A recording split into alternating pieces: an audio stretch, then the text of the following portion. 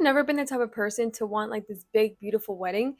Growing up, I actually never even wanted to get married. I didn't really understand it and I just did not see the point, right? However, after coming to Christ and learning that, marriage is actually a beautiful, biblical, and godly thing, right? Especially when two people are equally yoked. Okay, then I wanted to get married. I saw the vision, right? But I still did not want like a wedding, like a big wedding. If anything, I was actually okay with eloping. However, I'm really glad that we did not elope and that we actually had a proper ceremony and a reception. It wasn't huge, but we did have something. Even though yes, eloping would have been so much cheaper, it was so worth, spending the money that we did to get to share that moment with loved ones. So because of the fact that we got married fairly quickly after the engagement and we want to keep costs, as low as possible, it was mostly family that went to the wedding. And we were thinking about doing like maybe like a housewarming party or something way down the line, like in a few months, with like all our friends and stuff like that. So that definitely played a big part as to why we didn't have to spend so much. Our wedding was very affordable. You're gonna see in a second. I'm not gonna say cheap because I think cheap kind of correlates with like tacky in a sense. So I'm just gonna say affordable, and like we got creative with things. I think it was a beautiful ceremony and reception, and we didn't have to spend an arm and a leg. I actually got married a few weeks ago, so it's still pretty fresh. And so I want to actually go over everything we spent on this wedding. Okay, line by line, I want to show you guys exactly what was spent and hopefully maybe give you some ideas on your future wedding, or maybe you just like to see the numbers, whatever it is. Let's get right into it. All right, so here we go. I'm gonna give you guys the rundown on everything we spent. So first things first is a proposal. You can't really have a wedding without a proposal. Well, I guess you can technically, but anyways, proposal setup. My husband bought $25 from Amazon, and it was actually really, really beautiful. It had like 2,000 rose petals, artificial, so we had to literally pick it up afterward. But it looks so nice, and it had some like fake candles, and it was nighttime, so it looked beautiful. And like it had like the letters, "Marry me," or like "Will you marry me?" So my husband did a great job picking out this wedding proposal setup. I must say, it was amazing, and it was affordable. So boom. All right, my ring was about $20, Amazon. Okay, here it is. I absolutely love it. I like it because I'm not scared to lose it. It's only $20. It actually low key looks like real diamond. My neighbor actually, she was talking to me. I was in the car and she's like, "Did you get married?" Keep looking at the ring and he keeps like shining in my eyes. I'm like, "Whoa, for real?" So I love my ring. Only $20. Can't really beat that. His ring, $20 as well, and his is nice and thick and like really good quality. So I'm like, "Whoa, okay." From Amazon again. Marriage license was $33, which is mandatory at the courthouse. All right, so for the officiant, so we were gonna go with a civil officiant from the courthouse, which would have been $75. But upon talking with her and seeing what her script would be to marry us, right? She said that she couldn't mention Jesus or God or anything like that. And so that was a big red flag because we want God to be in the center of our relationship. If it wasn't for God, we would not be together. So how can we not include God in our ceremony? So we scratched that and found an ordained minister. It was surprisingly kind of hard to find at first, but then when I came back after the lady was like, "Can't say God," I just did a quick whatever and I found this lady who was an ordained minister. And so I literally found her and contacted her 2 days before our wedding. And she was like, "Yep, I'll be there." So praise God. So she cost $225, which is actually triple of what it would have been if we went with the first lady. But things like this just don't have a price, you know what I mean? Like, we have to include God. My frugal heart was content to spend this money. All right, so next, moving on. Dress was about $60 on Amazon. It was a beautiful dress. Looks very professional. Cardigan, I spent almost $30 on a cardigan that I didn't even use. It was supposed to be pretty cold this day. Thankfully, it wasn't that cold, so I didn't even need it. I was gonna return it, but my mom actually wanted to keep it, so I couldn't get my money back for that, unfortunately. The veil was $13. All right, so for the photographer, so just like with the officiant, I was willing to spend more money on a photographer because this is a once in a lifetime type of thing. I'm only planning on getting married one time. I was still not trying to hire a full-on blown wedding photographer because you can already imagine. So we originally we asked a friend that has some experience behind the camera if he just wanted to do it, and we paid him some gas money and then some money on top of that for his time. But he actually had a friend that was more, I guess, experienced, but she still wasn't like an official wedding photographer. So we still got it fairly at a good price. And we said that she can use our pictures to grow her portfolio, everything like that. So we paid $200 for her, and she did a great job actually. Um, and then we paid our friend to MC. We paid him $100 for his time and for gas money. And basically, he was just doing the transition. So, for example, when we would go from worship to prayer or to the cake or like to speeches, he would just kind of move it along, if you will, which was nice. All right, moving on. We got married outside in a gazebo, like a park type of thing. And so I bought these really big curtains that are really pretty. It was about 20 bucks, very worth it. And also what was even more worth it were these gazebo arch flowers, very pricey, but it so made the vibe. So it was actually $69, which is actually ridiculous, but it was just so pretty.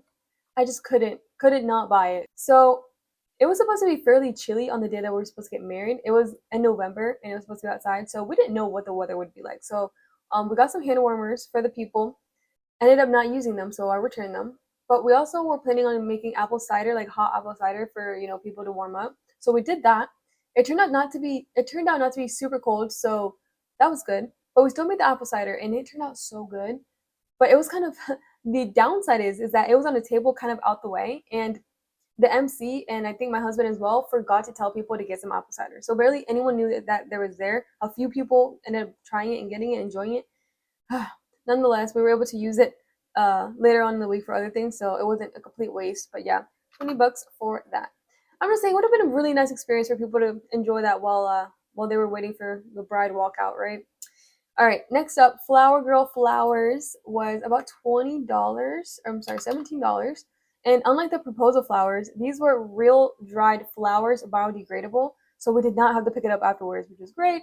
Just set it and forget it. They were white and super pretty.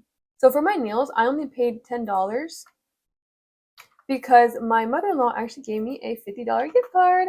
So I got gel for the very first time. I usually have done acrylic when I used to get my nails done a long, long time ago. I just got the classic French with a silver line under the white, and it turned out really beautiful. I only lasted about a week with these nails, I tell you, because it's not really that comfortable. Like, you can't even scratch correctly because it's so like dull. So I went back and I was like, "Can y'all take these off?" They were like, "Yeah."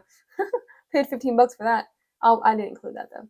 All right, moving on. So that was everything that my husband and I paid for, like, ourselves. And we were expecting, honestly, we were expecting to cover everything because we just wanted a small, intimate thing. We were planning on just either eloping or having like a super small, like, courthouse ceremony with just our parents and then having like a bigger party way down, like a few months down the line.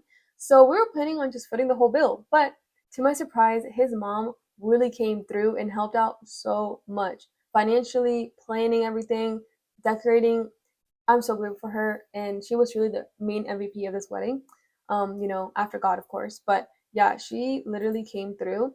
So with that being said, here's some things that I did not have to pay for. We were blessed with. Okay, so my eyebrows, my mom did, which was very, very, very good thing. My hair, my mom did, and it came out really, really pretty. Makeup, I did myself. This is a bold move, I must say. This was bold because I don't ever do my makeup. I just do eyeliner and lip gloss, and that's it. I was gonna attempt to do some blush, some foundation.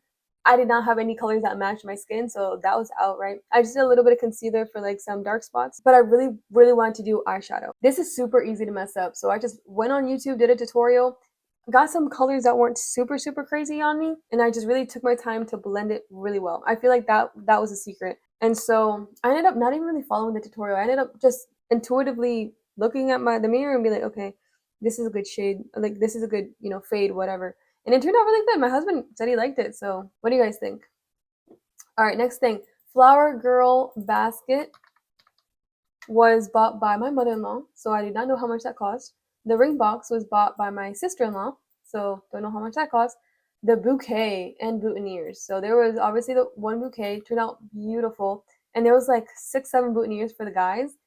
I know that probably cost a pretty penny because it was real flowers. My mother-in-law's friend owns a florist shop, and so hopefully she got a good discount. But yeah, we were blessed with this. She also paid for the cake and the reception food. So if it was up to us, we would have had everyone pay for their own food because it was at a restaurant, right? She blessed us in that she paid for the food, and that was a pretty penny, I can imagine. So we're really grateful for that. I feel like it was a really good treat for all the guests, honestly. She also bought the tablecloths, the flowers, candles, and all the decorations for the reception room. She bought us some really nice wine cups with like Mr. and Mrs. on them.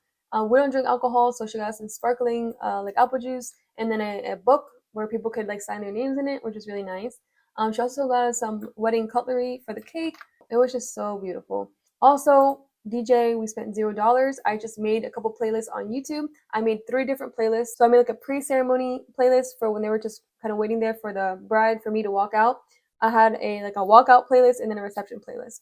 And I got the free 1 month trial of YouTube Premium, so we had no ads, right? Because that would have been really bad. But yeah, it just worked out. I just had my friend press play whenever I was ready. I texted her, like, press play now.